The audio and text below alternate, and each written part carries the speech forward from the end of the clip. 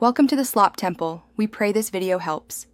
You start immediately by closing Fortnite and any Epic background processes. Don't guess, open Task Manager and end them. Once done, run the Epic Games Launcher as administrator so the updater can write files. Make sure your connection is stable and disable VPN or proxy because they block update servers. This avoids false checking for updates, hangs. Finally, confirm Windows Update and time/date are correct so TLS certificates validate.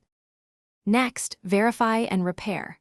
Open the Epic Games Launcher and go to your library. Click the 3 dots on Fortnite, then choose Verify so the launcher checks corrupted files and resumes updates.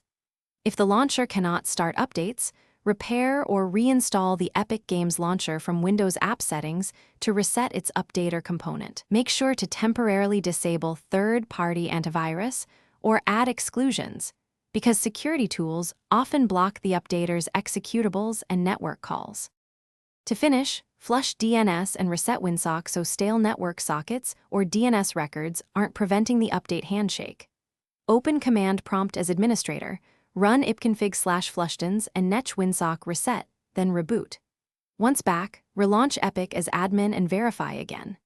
If it still says checking for updates, delete the Epic Launcher webcache folder in app data, local/Epic Games Launcher /saved/webcache, and restart. This one key cache reset often clears a stuck updater. Thanks for watching. Consider subscribing if we helped you.